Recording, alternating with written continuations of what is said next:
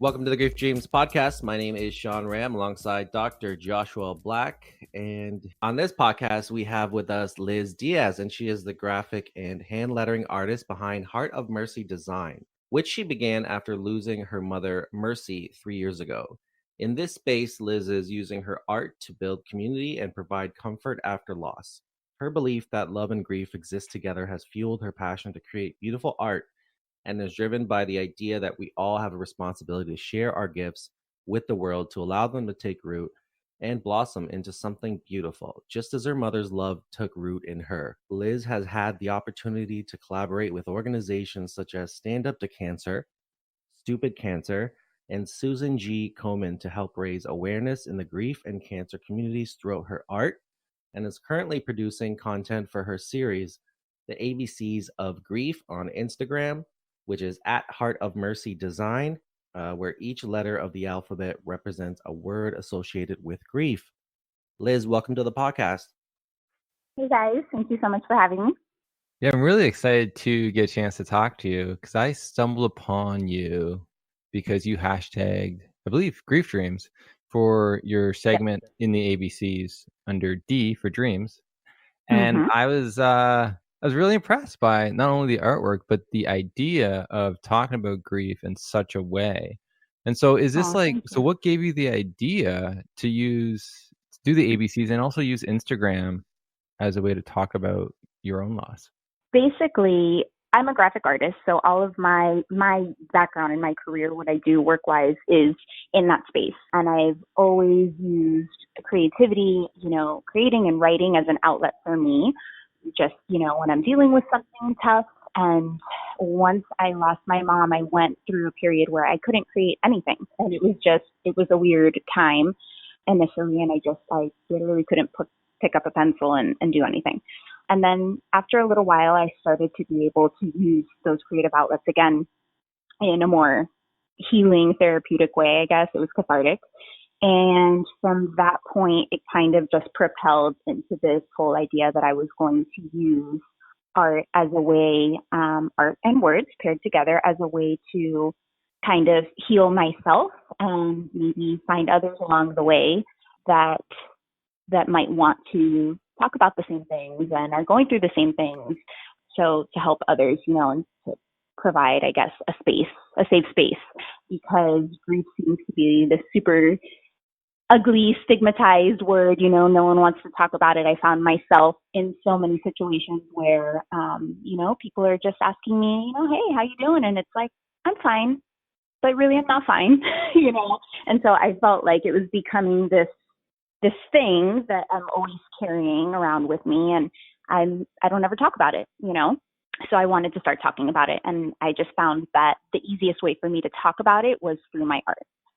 So that's where it was born out of. And then Heart of Mercy was my mom's name, and it was really important to me that her name was associated with everything that I created in this space. So, I had multiple projects that I collaborated on, and I was doing, murals and checkboard art. I was reaching out to nonprofits because she passed away from metastatic breast cancer. So I was reaching out to the cancer community nonprofits and, collaborating with them. And then I realized, I really want to drill down and focus on grief specifically and using my art in that space. So that's kind of how this was all born. And then the ABCs of Grief was a way for me to start a series that completely encompassed grief.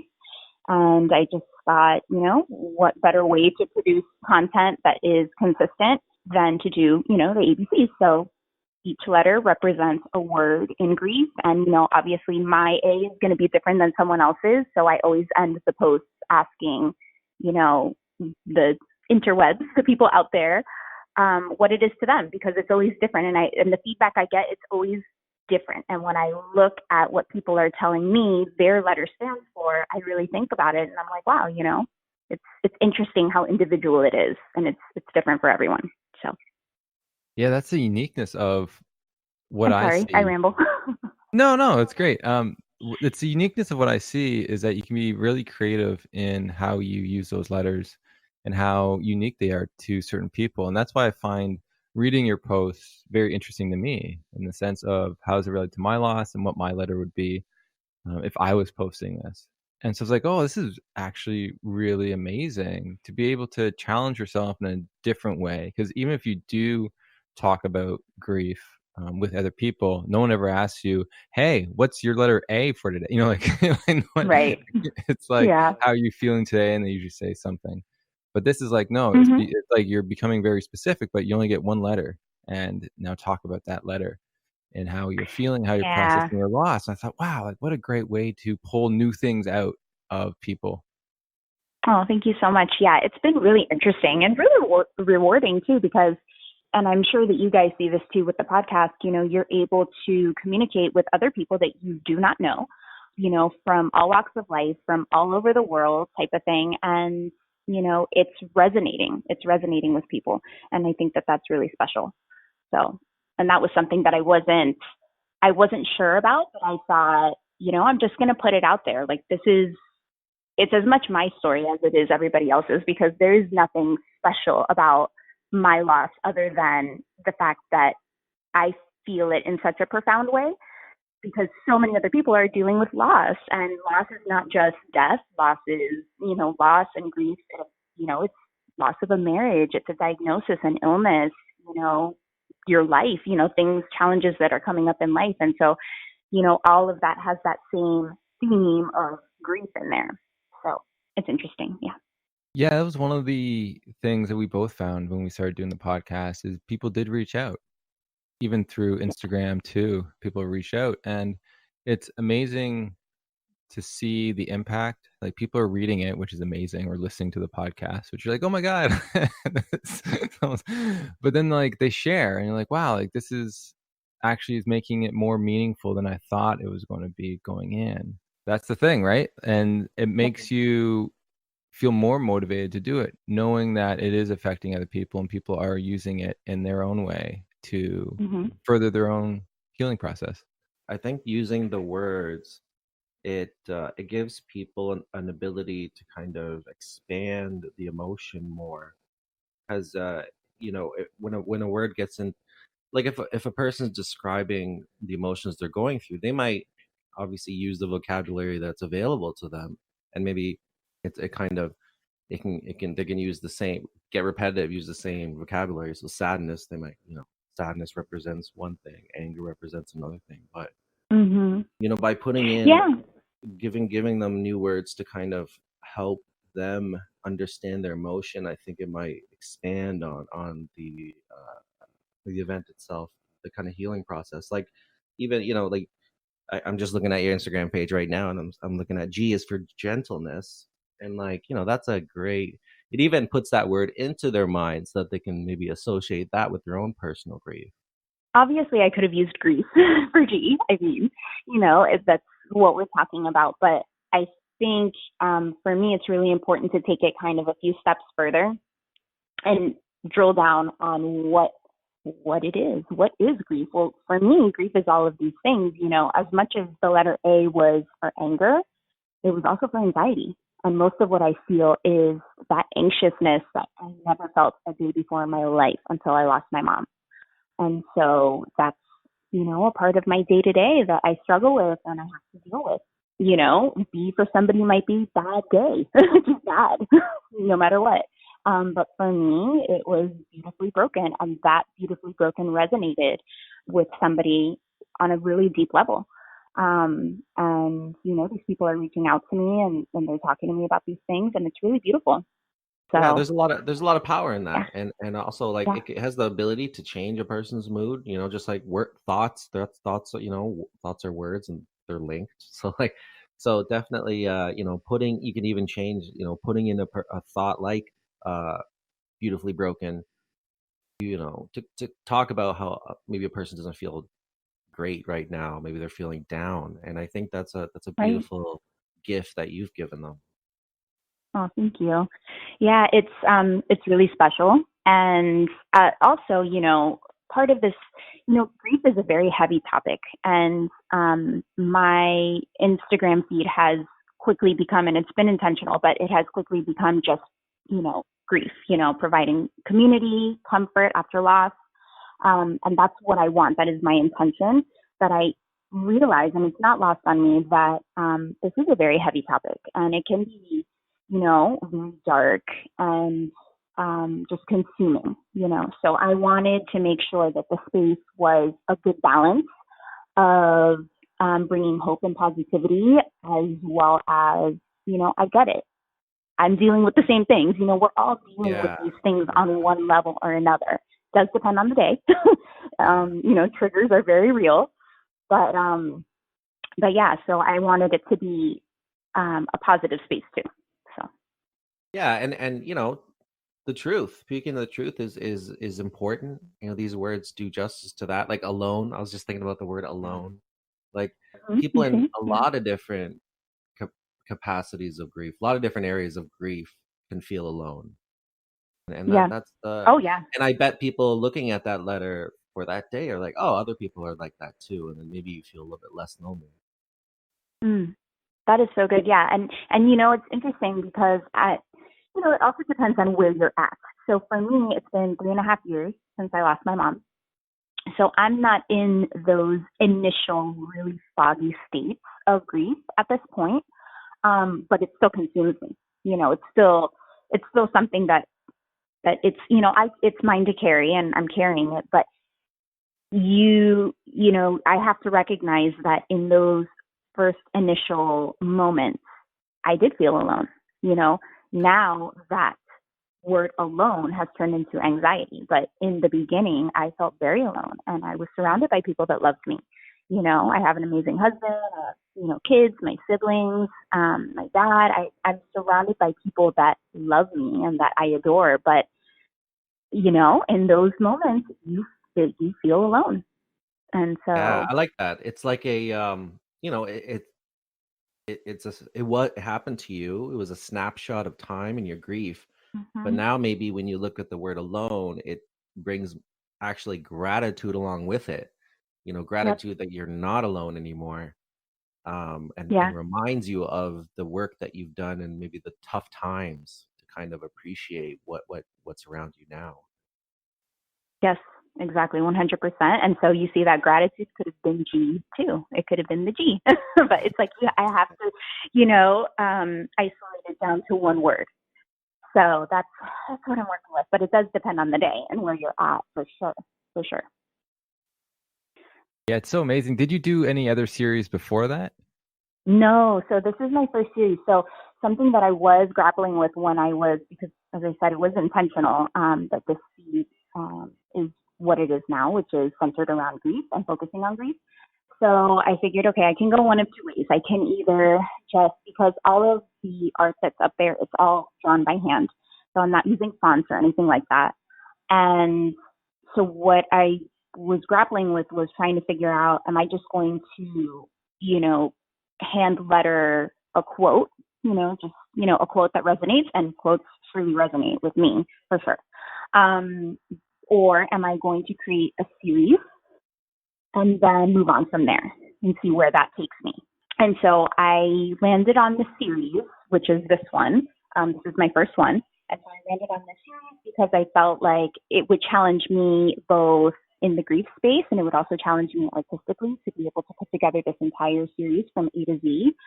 And then from there, see what happens. Because in my experience, kind of one thing opens the door to the next, opens the door to the next. So that was kind of my mindset. And it still is. I'm still seeing, where I'm going to go next. Maybe it'll be another series, a little different, I'm not sure yet. What's the most challenging thing about doing this series? The most challenging, honestly, it really hasn't been challenging. I feel like what happened was I kind of had been holding on to all of these emotions and these feelings and just everything associated with grief. And it got to a point where it started really bubbling up, and I needed a way to let it out. So it became this.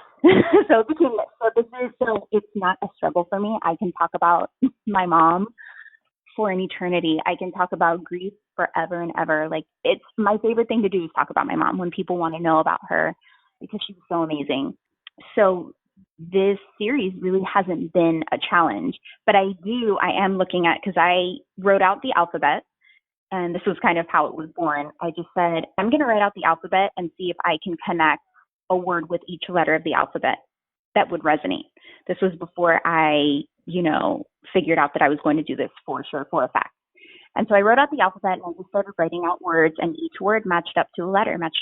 So basically I have everything all the way through X, and then X, Y, and Z, those three I'm still thinking on, but I was able to, basically do this almost immediately.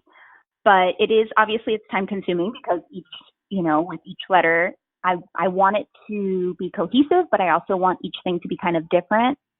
So I'm also playing with style and colors and things like that, just on the artistic side of things and the design side. So, just finding the time to do it, obviously. I'm a mom and I work and juggling all the things. So that can be a little challenging. Also, just the fact that emotionally, as far as the emotional part of it goes, because this stuff comes literally from my soul. So a lot of it is really raw and just, it's my heart, it's my heart out there for everybody to see. So from that standpoint, it can get a little bit draining just from that part of things. But then once I have it out there, I feel better. So it's really cathartic too.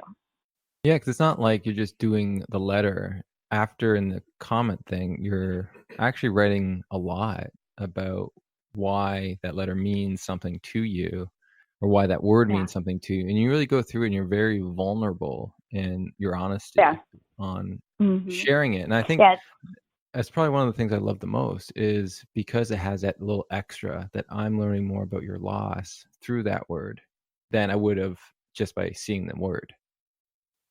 Oh, thank you. Well, yeah, that's kind of, I feel like, a really important part of it. It would be easy for me just to put the word out there and kind of just caption it with a really simple, something really simple. But I feel like it's kind of like I'm bringing people along, on my journey, and so people are tagging along for the ride. And I think that that's really awesome, but you can't get there unless you're willing to put yourself out there. And that's not for everybody. My sister, she tells me all the time that, she's a huge supporter of everything that I do. And she tells me I would never be able to be so raw and so real and so open about these things, that you're feeling, that we're all feeling, and you're putting it out there, and it's true. But I feel like I have kind of a responsibility to do that, because it's not just the word, it's so much more than the word. The word is just one part of it, but the story, we are our stories. That's who we are. That's how we're built. So I just feel it's important to share that.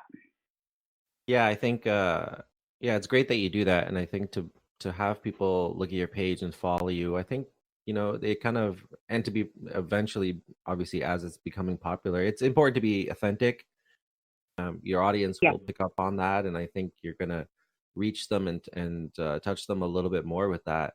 It's interesting you mentioned that like your sister has those thoughts, because, like, to be honest, like, initially when we started this podcast, like when we were doing it, and the thought of doing interviews and putting yourself out there, I had that thought a little bit, like, I wanted to, I think the desire to do it was so much greater than the fear, which most things in life is how we act in general as humans. But so I overcame that, but eventually, like, those feelings, they dissipated, whereas now, like, I don't hold back. It's all truth, and, like, I don't feel that.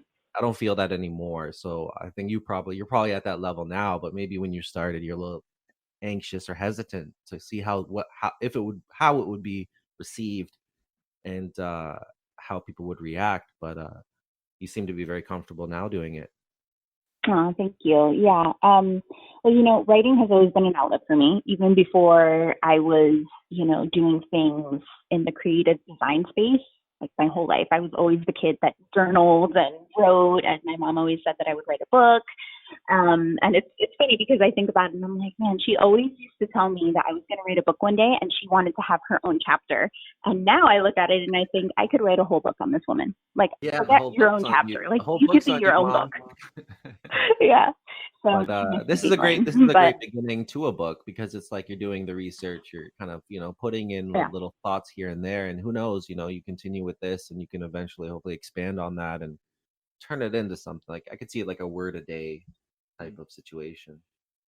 yeah, who knows? Who knows? I just hope it's helping people as much as it's helping me because, like I said, I got to a point where these things were just bubbling up in me, and it was consuming me, and I felt like I just had to put it somewhere. I had to get it out, and I had to put it somewhere, and so that's what I did, and I'm putting it out there, and I just figure, whoever it doesn't resonate with won't follow the content, and that's fine. In the beginning, and I still get it sometimes depending on what I'm putting out, but I feel like I don't want to upset anyone and I don't want to offend anyone. So, my mom's loss was felt on a very, very profound and deep level for everyone in my family. Like it just tore a hole right through us. And part of the deal with what I'm putting out and the content that I'm putting out is that this is my story. This is just me. This has nothing to do with anyone else in my family. And I'm not here to write anyone else's story. This is just mine. And it's really important that I do that because I feel like I also have an obligation to protect everybody else in my family. And so it wouldn't be right to speak about anybody else's experience. So it's just mine. But it's one of those things where it's just really raw. And I felt almost like, you don't know who's going to take it the wrong way or who's going to kind of judge what you're putting out there and putting out too much, too little, in between, you never know. So I just like, you know what, I'm just going to put it out. Like this is about, my experience, and whoever likes it, fine. And whoever doesn't, fine too. And so that's where I'm at now. I'm curious, said you wrote a lot as a way to cope prior. Did you ever look at Instagram or other social media channels as a way of dealing with this? Or was this something that you got the Instagram account just to sort of put this out there? Yeah. So basically what happened was Heart of Mercy Design. And I wanted, in the beginning, I thought, it'd be great to have whatever I create be connected to my mom, which is why I had the Mercy in there. And then I was doing a lot of different creative work. So I was doing murals, and people had me come to do hand lettering for events, weddings, birthday parties, you name it, talk boards, all of this stuff. So I was doing a really kind of diverse amount of work, and no two pieces were the same. And I got to the point in my work where I thought, I want to niche down and drill down and figure out like who am I talking to? What is the kind of work that I want to create? What is the kind of work that I want to do? And so when I took a step back and I looked at the things that I was most passionate about, the work that I was putting out on that level, it always had to do with grief. And it always revolved around the loss of my mom. And so I listened to a lot of podcasts, as I said. I listened to a lot of podcasts, and I just thought, I'm going to niche down in the grief community. I want to put work out there that resonates with people who are grieving. I want my words to show that. I want my work to show that. And so that's where this became really intentional in this space.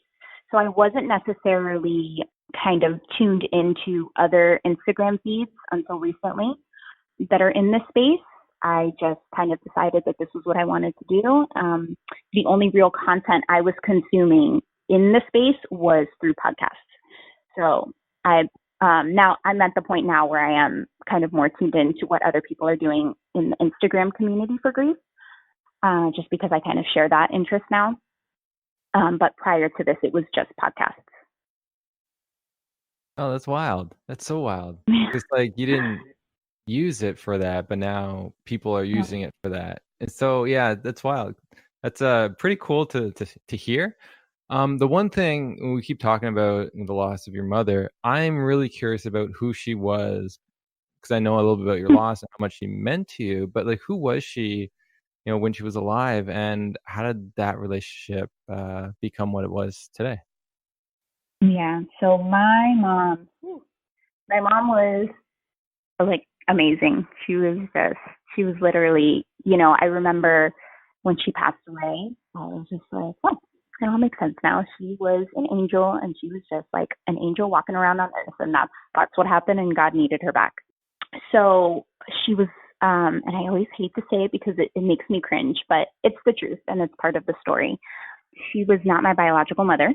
She raised me from the age of 7 years old. And, my most recent post, letter M, basically goes, delves into this, into kind of a little bit of our story. So we were kind of unique in that she, like I said, was not my biological mother. So she married my biological father, and they raised me together. So it was like, those were my parents. That was my mom. And I don't. It makes me cringe because there's always a stigma with that, And I've had people tell me, oh, so she wasn't your real mom, but she was. She was. And I feel like that part of the story makes things that much more profound and that much deeper because, she didn't need to love me. She didn't need to raise me. She didn't need to care for me. And she did in so many ways. And, we didn't have the same blood, but we sure had the same heart. Um, she she was just everything, and I remember one day I was talking to her on the phone and I was telling her, gosh, I'm so lucky. Like you saved me. You saved me in so many ways because I was just this bruised, broken little girl that I just needed a lot of love at the time. And she just swooped right in and she just did it. It was so easy for her. And I'm a mom, I have two kids, and I look at it and just how I feel about them and the things that I do for them. And I think, I'm not doing things any differently for these two that came from me than what she did for me. And the reason why I know how to be the type of mom that I am is because she was that type of mother to me. And she was, and so I told her that night on the phone, I said, you saved me. I'm so lucky to have you. And she said, no, we saved each other. We're lucky to have each other because, as much as you say I saved you, you saved me. And it's just what we were, it's what we were to each other. We were very deeply connected. Same with my sister, extremely deeply connected to her. And I was, I was her shadow. We went everywhere together. We did everything together. If I couldn't go, she didn't go type of thing. And so who she was a visionary. She was a female business owner during a time where a lot of men didn't want to do business with women. And she was the light in the room. She was the person that everybody just wanted to be near. And she had this infectious laugh and this beautiful smile, this light about her. She was so calming, and it was like everything was going to be okay because she was there and she would make it so. She was so much more than that. There are just no words to explain. But, for me, the love was very deep and the love was very profound. And she literally built me. She didn't give birth to me, but she built me. So Incredible. I'm so happy that to hear that she came into your life, and her name is very apt, Mercy. yes, yes. A beautiful name. My grandmother's name was actually Mercy. So when I Really? heard that, yeah, and she died last year. So yeah, I'm sorry. I love to hear that though. I mean, it is. I feel like it's a very special name, and the person wouldn't have it unless they were really meant to have it. yeah, and But like yeah. you really needed her obviously during Ugh, that time. It's a tough time. Being a kid, and you want to be safe, you want to be protected, you want love, and to not have it, but then have someone come in and mm, who's not, I guess by some people's standard, not your real mother, but yeah. she's your real mother, and she's your mom. maybe not biologically, but she's your mom and you love her and you have a bond. And that's Yeah. incredible. And just to hear that and how much just the way you described it, you can tell the type of bond that you had. So that really fills out who she was for me. Oh, I'm good. I'm good. I'm glad. Yeah, I feel like, you know, there's blood. You can be connected by blood, obviously. But then there's, on a deeper level, there's like your soul. And we were just connected on that soul level. And I feel like that's why this has been so just terrifyingly hard. But it's also been really, really profound, because we're connected on such a deep level that had nothing to do with just my son tells me all the time, he's 6, and he tells me, you love me because you have to love me because you're my mom. And I'm like, no, that's not true. I love you because we're connected. And I love your sister because we're connected, and I love my mom because we're connected on that soul level. So that's another way to, I guess, that I look at it. Yeah, I think it's beautiful actually what your son said, because a lot of people do have that idea that you Hmm. love me because either you're my mom, you're supposed to, or we're in a relationship, you're my wife or husband, like Hmm. it's like a contract. And like, no, Yeah. no, no, that's not how it works, right? Like love is something bigger than anything like that, any social role. It goes deeper Hmm. because there's a lot of parents who can't give that love to their kids like they want it, or their other relationships. So it's nice that you both were able to provide love for each other in a time where you Yeah. both were seeking love. And it said there's this bond, this special. It's funny because I always start thinking about like what is love, right? Like the ultimate question, like what is this thing? And Yeah. you really can't describe it, right? There's not enough letters in the alphabet to understand it fully. But there is a special connection, which I like the way you use that word, between two people, and Yeah. or even animals, right? That you just Hmm. you don't know what's going on, but there is something there, and it makes you feel better about living and waking up each day. And to be able to Oh, have so someone true. also, right? To have someone also, like when you're suffering, to be able to just sit beside them, and for whatever reason, it helps. They don't have to say anything, but it just helps. And so it's nice you had that, because now you're providing that love for your kids and those you meet, where, like, who would you have been if she didn't come in, right? Like, that's always, Oh gosh, I'm afraid. you I'm know, I afraid to even think about it. I mean, I say it all the time. My sister and I talk about it all the time, and it's just like, what would have become of us, if she hadn't stepped in? And she was literally heaven sent. I mean, there's just no other explanation. People talk about it all the time, mentors and step parents and families that are just blended in all different ways. And I always talk to my kids about that. Families don't always come together, with the same mom and the same dad. There's a lot of different facets to it. And I don't know, when I think of her, it is on a whole other level, just the way everything in my life at that time worked out, and just who she was, and all that I experienced because of her. And I'm really very, very grateful. I'm really very thankful. And I mean, I'm a Christian, and I believe in God, and I believe that He sent her to me, that was His way, how He loved me. He used her to love me. I mean, that's one part of it. But yeah, she was, speaking of what you were saying about how just being near this person, whoever your person is, just being near them brings a sense of calm. Shortly after I had my first baby, my daughter, your hormones are all out of whack when after you have a baby, and you cry for nonsense reasons, and I couldn't get control of myself. As like my emotions were just so up and down, and I know it had a lot to do with becoming a mom for the first time, and it was just this overwhelming love, and I didn't know what to do with it, I guess. My husband says to me, I don't know what to do, so I'm going to call your mom. So she calls my mom, and my mom leaves work. This is the middle of the day. She leaves work and she comes over, and it's one of my favorite memories. She got into bed with me. I'm 25 years old at this point. I'm married. I just had a baby. I'm a grown up. And she got into bed with me and she laid me on her lap and she just ran her fingers through my hair and she told me, it's okay. It's okay. And she stayed there until I fell asleep.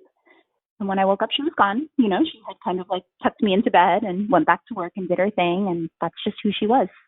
You know, just listening to that just made me think that, like, you know, you could take your parents for granted, you know, take your mom for granted if, like, you know, growing up in a loving house, whatever.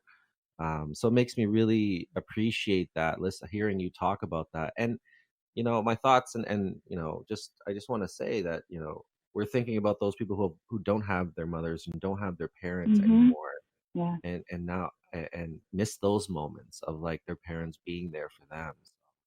You Yeah. know, just wanted to Yep. mention that. Yeah, absolutely. Yeah. It was never lost on me. You know, I knew how special she was. I don't feel that I was ever the child that um, took advantage of it. You know, I knew who she was. I knew that she was a gift. I knew how special she was. I knew that the relationship that we had was not something that comes around every day, and I was very lucky to have it. And you know, that's part of, I guess, why it has hurt so much losing her, because now, you know, now all of a sudden I don't have that anymore. And I always knew, I always knew how special it was. And so now it's like, okay, now you're on your own. Now you got to do it alone. And that's really tough. That's really tough. So, but yeah. Yeah, it's interesting once those, I guess, those rocks in our lives, those loving Mm-hmm. rocks who support us through the journey, then are not there anymore. Yeah, And it's like, how do I do this? How am I you supposed try to to do lean, or yeah, this? you try to lean and you fall down because there's nothing there anymore, right? And it's like Yeah. you're trying to figure out, what did she do, or how did she do that? And how did she see that Mm-hmm. in me to be able to do that? And you're trying to figure that out for yourself now as you move forward, to gain the confidence that, you know, you can do it on your own. And then you can also be that for your kids as they grow up. Which Yeah, is, and that's, you know, she was really graceful about things. Like, she was never hot-headed or reactive. She was very progressive, and she was the type of person that was just like, okay, now I'm going to do this, and it's going to be what it is. You know, when there was an issue, everything had a solution. It was like very, very smooth, very balanced. And I always say, because I'm overprotective with my babies, so I always say, gosh, you know, my mom, she knew when I needed space. She knew how much space to give me, but not so much where I would like wreck things. So it was like just enough, you know, she always gave me just enough. And she always knew what that balance was between the amount of space that I needed and the amount of space that would potentially be dangerous for me. So I grapple with that now because, I mean, my daughter is 10 and it's just like, I know I have to do that. I have to learn to do what my mom did so effortlessly with her, but I don't have my mom to ask anymore. So I'm like, this is going to be interesting how this plays out. I don't know. and I'm guessing there's a lot of trial and error that goes on Yeah. into that, the how much space that individuals need, because it probably changes as you age, especially when you're, you know, 7, 10 versus 15 versus 20. There's, you know, there's a Yeah. learning process there as the child itself is learning about themselves, learning what they like, what they don't like, moving forward. But yeah, Totally. so I wish you all the best at learning how to do that. I got a good feeling that you're well on your way to understand it all. If Oh, you just have thanks. confidence in everything that you know. I think that's the hard part, is trusting that you have the tools already to be able to do this. Yeah. And I guess I do. I guess I kind of do because she instilled that in me. So they're in there somewhere. I Just gotta gotta pull find them out. them. I'm curious, since the holidays are fast approaching, do you have any special memories around the holidays when it comes to your mom? Oh my gosh, my mom could have been Santa Claus because she did holidays. She did like the holidays and birthdays were hugely celebrated for us. And it was because of her. You know, she took it very seriously and She always celebrated big. For Thanksgiving, it was interesting because we just had Thanksgiving, and it was really tough because she's not here. And my dad actually mentioned, he said, "Man, I haven't seen this much food on Thanksgiving since she was here." And it was just because she did things so big and so well, and she just celebrated everything. She celebrated even Valentine's Day, and a lot of people don't consider that to be a holiday. Um, yeah. My mom will So still call me on Valentine's Day. yeah, I mean, I'll do the same thing for my kids too when they're big because it just is that was how I was raised. But anyway, so Thanksgiving was always a really big deal, but Christmas for us was like the biggest. It was the biggest deal. We had a huge party on Christmas Eve, and the whole family would come over, and we're Cuban, so it's like a pig roast. I'm sorry for everybody all my vegans out there. I'm so sorry, but it's part of our tradition. It's part of what we did. So we would do this huge party and this huge roast. It used to be at my grandparents' house, and then it switched to my parents' house when I got a little bit older. And I mean, we decorated the whole house.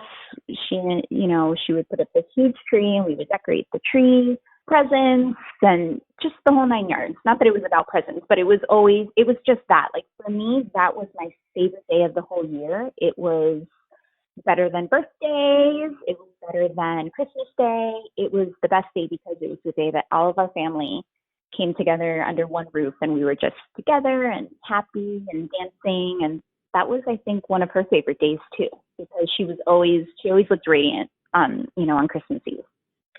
So yeah, holidays were big for us. That's incredible. That made me think about my childhood and just the crazy Christmases we used to have. Yeah, I think Oh, that's incredible, and me too. it's so special when you're a kid because you just see lights and ornaments and presents and snow and Santa, whatever it is, however you Yeah. celebrate, and you're just like, Mhm. it's so special, and it just means something different. But now it's evolved, and like even now it's kind of like it reminds me, just like you, of like my grandparents and them coming over, before the dinner, and us interacting and all that. I think that's great to kind of have those holidays and moments. If you can look, if it's not too hard for you, obviously, to kind of remember those individuals, and almost like add to that. Like we got a Christmas tree here, and it's great. It reminds me a little bit of that childhood and the people we've lost, and just celebrating with them, and putting on ornaments or lights and stuff like that. So I think that's incredible. Yeah, it really was the best day. And it's really bittersweet because the holidays aren't that anymore. Once she got sick, it was it took a back seat because obviously there were other things going on, and that's okay. Yeah. Things change and things evolve, and it it is bittersweet because I wish that my kids, um, you know, could have been a part of that. And she was just so larger than life that she was a big part of why the holidays were the way they were. So um, I'm at a point in my life where I'm 35. So I'm at a point in my life where I'm trying to figure out how to do that for them in a way that's not the same because it'll never be the same, right? They're gone. And we have to find ways to, I always say, to love forward because we don't ever move on. We don't ever move on and leave them behind, right? They're always with us. So I'm trying to find ways to love forward and take her with me, but also give my kids those traditions that they so need and so deserve. And I have to accept the fact that it is going to be different. It's not going to look the same. So I grapple with that, because I want it to be the same, but it's like it can't be the same. It has to be a different version. So Yeah, and that's life. It changes after. I yeah, don't think holding on sometimes is sometimes it's not great. um yeah, and like and sometimes you need space, right? Like I know my parents aren't really celebrating this year because of my grandma died, their moms, they're direct. Yeah. So, they're taking time off, right? And I think that's okay too, to kind of step away a little bit. It's maybe a little Mhm. heavy, and but especially with you, I think it's a great opportunity, especially since you're naturally creative, to kind of start some new traditions and new things with your kids. You don't want to be burdened by like having to pump out table full of meals all the time like your mom did. Right. So you can change things and do something new with your kids. Yeah, You can still hold on it's to some. a lot Obviously, about you can that, still hold on to some of those things that you want. right? Yeah. Yeah, because those were also the traditions that that built me as well. Yeah. Obviously it was largely in part because of her. It was her. It was like her thing. But I have to know, and I kind of tried to do that with Thanksgiving a little bit. And it was really hard. It was so hard, and just because her absence is felt so deeply still, that something is missing. Like it. I think a stranger could walk in and feel it, like something here is not right. But because it's not, our rock is gone. So I have to. I'm trying to figure out how to make that transition into now creating these traditions for mine that they are so desperately going to need to hold on to one day, because that's life, right? I'm not going to be around forever, and I want to make sure that they have all of the best memories to hold on to, because you need those. You need to grab onto those when you're dealing with the hard stuff. Yeah, it's interesting thinking about, traditions and stuff. And, my dad died, and the one thing I remember about him around Christmas was he always wrapped his presents in newspaper, and Oh, I love that. he's, he's very cheap. That's okay. He was. But on his thing, he didn't just pick any paper. He would pick the sports section to wrap it in, as if it mattered. Better than the obituary. That's right. Yes. Yeah. So That's awesome. you put some effort into that. But yeah, and it's like, even to this day, when I still look at, newspapers, especially around the holidays, I remember him. Mhm. And so my question, I guess, towards you is, what things, because this is going to be the third holiday without your mother, what Mhm. things have you learned that maybe if someone's going through the holidays now, that you could sort of provide them a tip or some kind of suggestion on working through the holidays? Yeah. So I think that it's highly individual, I mean, so I always say that so many people in my family were affected by her loss, but we all feel it on much different levels, because it's different, because the relationship is different, and we're all different people. So I think that that's where you need to start, is just understand that multiple people in your family may have suffered the same loss of the same person, but you're going to feel it and deal with it differently than, maybe your brother or your cousin or your grandparent, whoever. So knowing that and being, just gentle and patient with yourself, and understanding that, hey, maybe Christmas this year looks like staying home in our jammies. That's okay. Maybe Christmas this year means a change of scenery and traveling. We did that. My sister, would travel for Thanksgiving. My dad would travel for Christmas. Sometimes I traveled. Last Thanksgiving, we went to Disney. So we did that.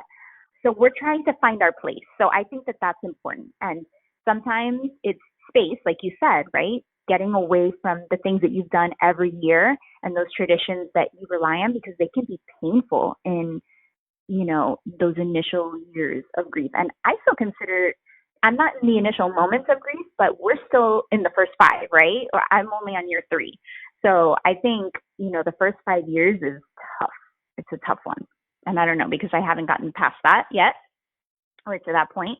But I know that sometimes it's just overwhelming and it consumes me, and it's okay to say I just cannot deal with the emotional end of this right now. Let's just go take a trip, or let's just do something else, something different. And then sometimes it's like, it's a bit of an opposition for me because I so desperately want to hold on to the way things were and do them that exact same way. And when I try to do it, it's painful, you know? So I push and push and push for this, but then, grief demands to be felt and grief demands to be seen and known. And even though you're trying to hold on to the happy, the grief says, no, no, no, I'm here and I want to be seen right now. So I think that with the holidays and traditions and things, it's okay to do a mix, a mix of what you're used to, a mix of what you've always done, but also know when to take a step back and say, okay, but this is going to be a little bit too much. So we're going to change some things this year, and then next year, see where we're at. I really like that. And I like how you said everyone's individual. So if you're going to a family function or something, one person may be dealing with it a little differently than another. One person may want to talk about the absence, then the other person may not. And just understand everyone's dealing with it in a different way. And it's all okay. Yeah. It's just understanding that. And and some people are gonna really gravitate towards you and your emotions, and other people aren't, because it might bring up stuff that they don't want to deal with over the holidays.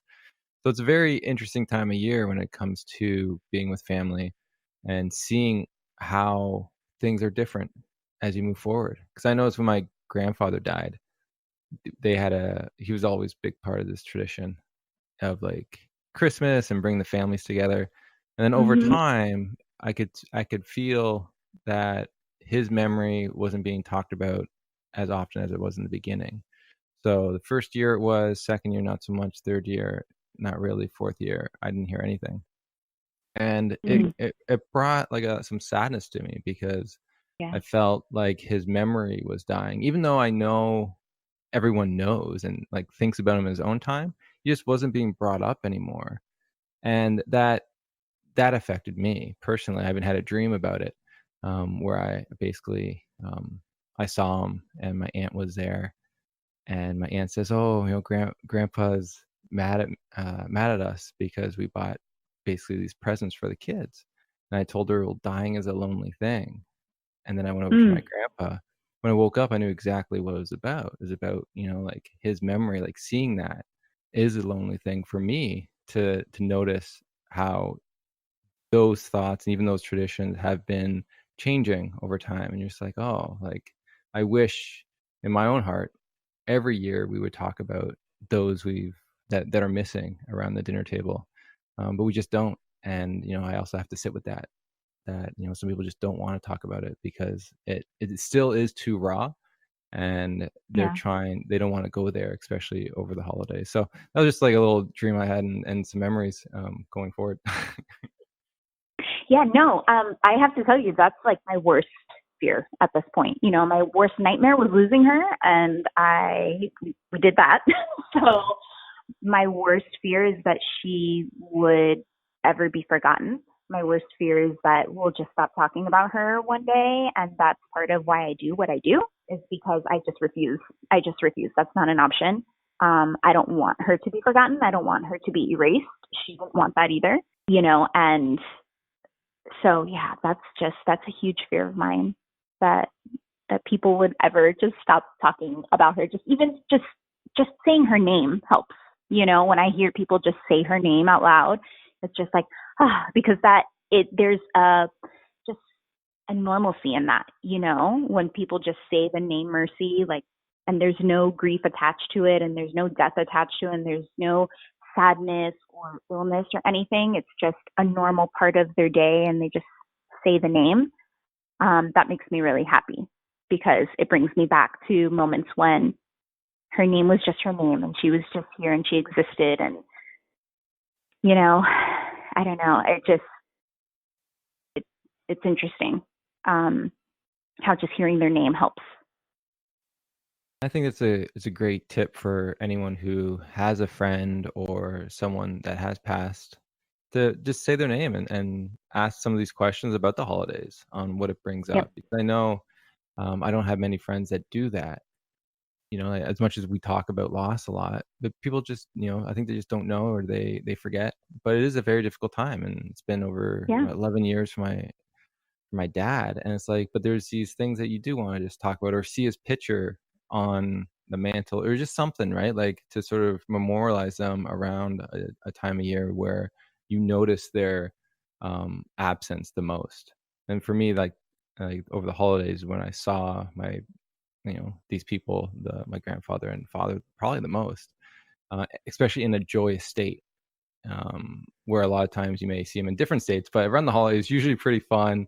There's a lot of Yeah. laughter, right? Like, so those are like the positive memories usually come up or can come up at those times. I'm curious, since we've been talking a lot.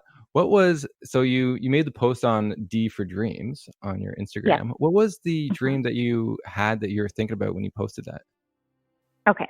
So I had a lot of dreams with my mom. And I'm so, oh my gosh, I'm so lucky and to have been able to have those. But so she passed away on July 3rd at 3:00 in the morning. And before she passed, I believe that she came to me right before she passed away. And it was literally just leading up to those moments. And then I actually, after she passed, I bought a journal so I could start keeping track of these things because, you're so foggy in the beginning. And I didn't want to forget any of it. And I knew that there was a chance that I could just because emotions are so, crazy like that. So anyway, so I was looking back, just preparing for today's call. I was looking back through my journal. And so there were a few really vivid dreams. So the first one that I had after she passed, she was kind of like on a staircase. There was no sound. It was as if I was watching a movie with the volume off. And she was on the staircase way high above me. And she just made eye contact with me and we locked eyes. And she was just smiling at me. And she had this beautiful glow about her and just her beautiful smile. Because she was sick when she passed away, she looked the way a person looks when they're sick. So she didn't look herself. But in the dream, she did. In the dream, she looked healthy and her skin was glowing and her hair was long and flowing and it was her natural color. And she just smiled and I just was trying to catch up to her, like desperately trying to catch up to her. And I couldn't, and she was just waving at me. And then I woke up abruptly and I couldn't go back to bed.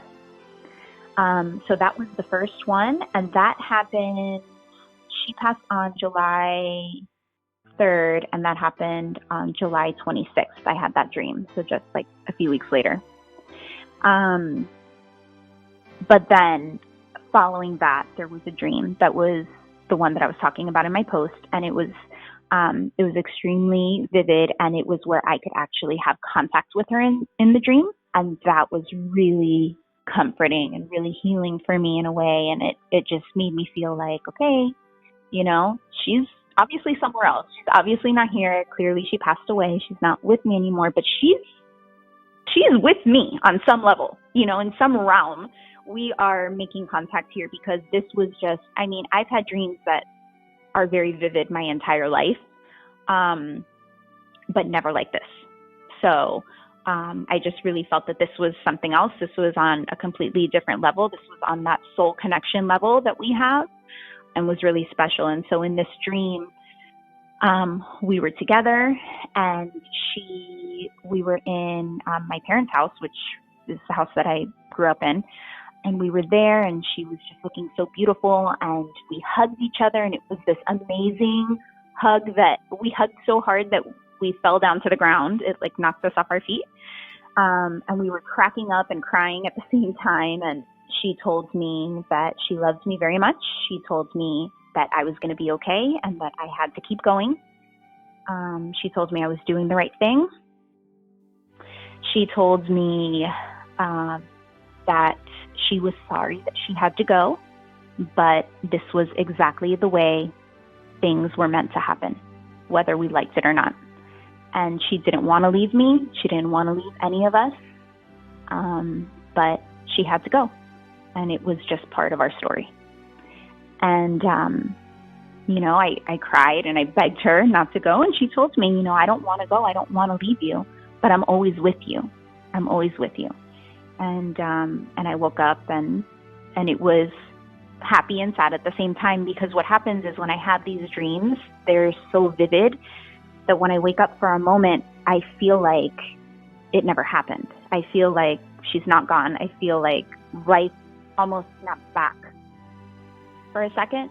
And then I realize that she's gone, and that it really did happen. And this is reality. And it's almost like I grieve her all over again. And so it's really bittersweet, because I almost wait for her at night. It's even now, because the last dream I had, it's been well over a year, the last dream I had of her. And so it's like every night I go to bed and I'm like, am I going to see her tonight? Is tonight going to be the night? I've even bought, there's this crystal, it's called blue kyanite, and it's supposed to help you with dream recall. And so I've put that in my pillowcase before, and it's like I remember I have these really vivid dreams of everything else but her. So I can't even manifest this if I wanted to, and I so desperately want to see her, and I so desperately want to dream with her, and I go to bed searching for her, and it just, it doesn't happen. It just doesn't happen that easily. I don't know. I wish I knew how to control it so that I could, call upon her when I really needed her. But, then I look at it and I think it's never enough, because then you start to depend on that.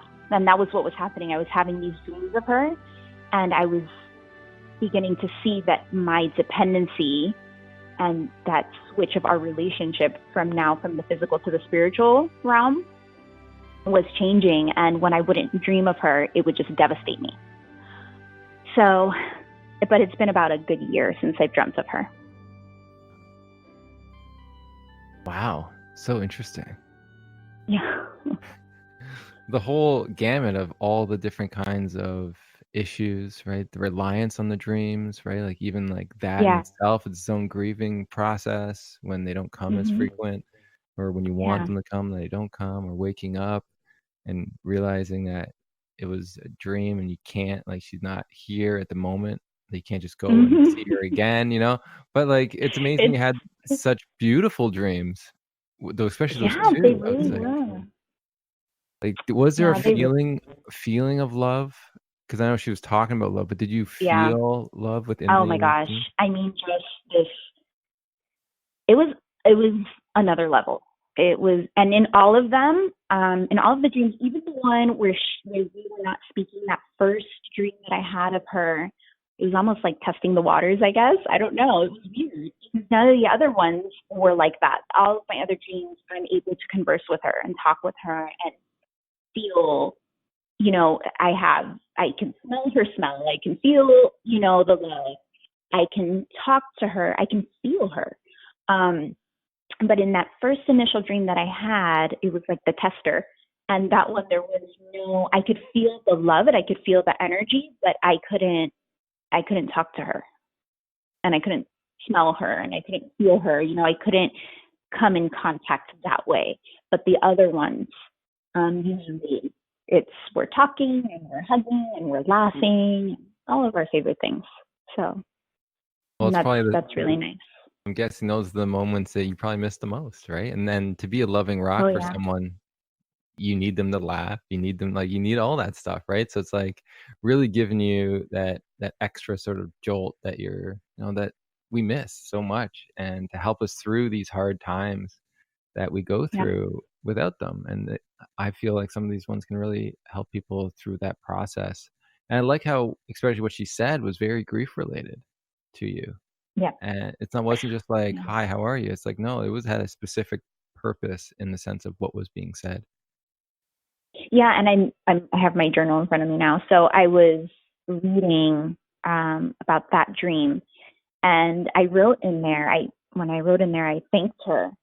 I thanked her for that, because I felt like I wrote, we were able to have a proper goodbye. And in that, what I meant was, when she was telling me, I don't want to leave. I don't want to leave you here. I'm not trying to leave me? I never thought she was trying to leave me. I knew that if she could have stayed longer, she would have. She would have done anything to do that. It was not meant to be. It was not meant to be. And she said it. She said it in my dream.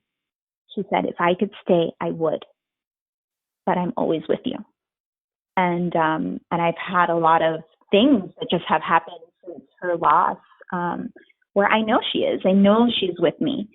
And I had to get to a part in my grief. So, I talk about like those initial moments of grief right after the loss. And everything is still so, I don't know if it's because like their energy of leaving this realm is kind of still here a little bit. I don't know. I don't know what it is. But I felt her so much stronger in those moments. And then there was a drop. It was like a dip. And then I all of a sudden started to feel it a lot less.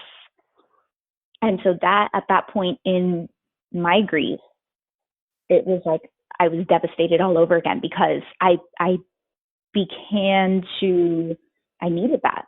It was like I needed that little bit of, feeling her there still just to get me through my days. And then when I felt that fall off and I felt further away from her, I felt really lost, really alone. I felt really sad. And I was devastated because I was like, we'd gotten to this point where you were gone, but I knew that you were still with me. And now I don't feel you were gone. Why? What happened? Where are we going here? And I was not okay with that. And I had to come to terms with it, So that's part of it too. I feel like you start to feel them. It's more subtle. And that's part of the process too, I think. Yeah, I love how you brought that up because I think when people look at loss, they're like, how long have they been dead? And, one would say, 5 years. Oh, okay. Mm-hmm. But there's so many, it's so gradual in the sense of what's being dealt with at certain times that it's not even 5 years. So like once the dream stopped, it may only be a year or 6 months, or when that feeling of the presence not being around as much, how long has that been, right? Because these are all different types of stuff we have to deal with on the grief journey based on your belief system, and they are all just as real and to the individual. And so those are big moments of learning how to cope without that next thing. Sounds like a gradual, as you're saying, it's very gradual in the loss, because there's these different aspects of the loss that you're grieving at different moments throughout time, which I think a lot of people have that. I know, so I had that too with my dreams sort of became less frequent over the years. The first 3 years, they were pretty frequent. And then they were like maybe once a year. Now it's been a little while since I had one of those vivid dreams of my father. He still shows up in like the background of dreams, but they're not the same. Like there's no communication going on. Right. It's just like part of the dream imagery. But I miss those vivid ones where it's like I felt like I was we're talking together. It was just us in the imagery. Yeah, those are the best ones. And that feeling of love that you talked about, that was in yours. So I'm glad you radiates. so I'm so glad you brought that up, because I think a lot of people will have that as they move forward in their loss, and it's okay, right? This is all normal stuff along the process. So I want to thank you. I wanted to thank you so much for taking the time to come on and doing everything that you're doing when it comes to finding yourself along this journey, and then allowing yourself to be that person for your children so they can sort of have a mom that you had as you sort of were being raised. And also just who you are as an individual, like posting so vulnerably, like doing the ABCs, like your creativity is coming through. I love reading those posts every day or whenever they come out. No, sometimes not every day, but like I think it's so creative. I try for every day, but it's tough because you have to go deep. So I'm trying. Yeah, that's right. And sometimes it's not about the deadline. It's just whenever it feels right, you do it. And if you can't, you can't. That's fine. That's grief, right? And it's a grief process. We can't force our emotions out. At times we just have to sit with them. So so thank you so much for coming on. It was just great. Before we end, I would like you, if you can, to spell grief in the words. Okay. So R hasn't been posted yet, but I'm gonna do it anyway. So grief. G would be gentleness. R, remember. I, individual. E, empathy. F, find. That is grief. That's beautiful. I encourage one part of it. one part of it. I encourage all of our listeners to, if they can, spell grief in their own way, or go through the alphabet and see what kind of words come up for them, and then look at your feed and see what you put for yours. Because I think it's a very unique way of working through some of the emotions and some of our journeys so far in loss on where we are. And I think we could do it every year and those words would change and some would be the same. So I think that's actually a really cool thing that I'm going to start doing, is to really almost gauge my growth through the letters each year as That's I move awesome. forward. Yeah. I love that. That's awesome. Maybe I will. Maybe I'll do it every year. Maybe there will be an ABC for grief each year. Oh, that's cool. So this is the 2019. That would be very cool. I like that. So you got to finish Z before the end of December. Yes. Yeah, I need to put a fire under my behind here so I can get it done. But it's just, so the M, it was funny because I did the M, I did the artwork for the M, and I knew the M was going to be Mercy.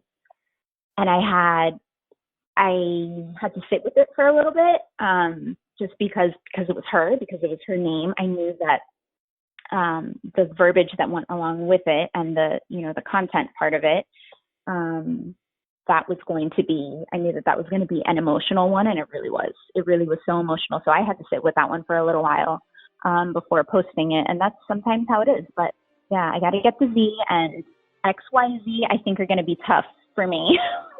So, but we're going to see what comes from those. Well, can't wait to hear it. Liz, thank you so much for coming on, and for our listeners. Thank you for having me. Yeah, you can check her work out at Heart of Mercy Design. So check that out. And I've been looking at it all today, and it's really cool to see. Thank you. Yeah, it was great to have you on. So for our platform at griefdreams.ca, you can check it out, the website, and we have a lot of information there for you. You can check out our Facebook, Grief Dreams group. You can share your dreams or hear more dreams of others. We are on Twitter and Instagram at Grief Dreams and at the Grief Dreams podcast.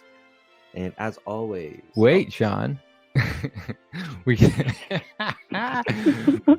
leave without saying our other podcast that's out. Yes. So if you haven't heard from any of the other episodes, we started a podcast called The Grief Cafe, or actually, so it's Grief Cafe podcast, and it's me, Sean, and Darwin Dave, who's been on probably like 10 times, a couple times a year, and we got together, and basically it's a round table discussion on grief topics that are currently in the news that we've done. So we've done school shootings, forest fires, the poppies, and Remembrance Day. So we're going to continue to do that. So if you love podcasts, that's a place to go to hear us talk about a specific topic. Because I found personally that I always saw the stuff on the news and I didn't have anyone to express it to.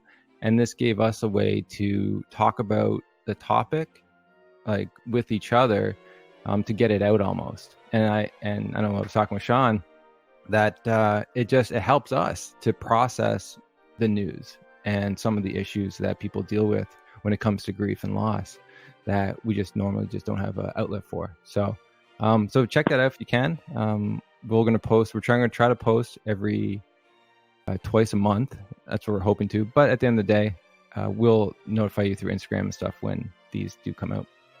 Yeah, absolutely. It was a situation where we, maybe read an article online or something, and I'd say, or Joshua would say, "Oh, this would be great to talk about." But we also like keeping the Grief Dream podcast with what we're doing there, where we obviously get to talk to great people like Liz, do interviews, and talk about that stuff. So this gives us an outlet to talk about those grief things that are happening in the world, grief related. And again, it is available on iTunes, so just search for Grief Cafe. You check that out there. So just to wrap up, with love and gratitude from us to you.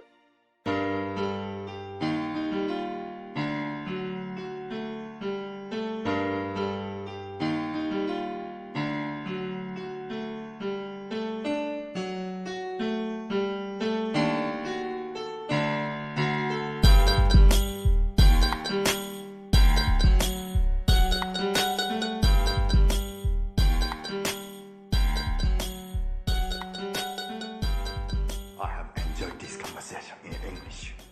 I have questions. I have introduced myself. You have introduced yourself. This is a very good conversation.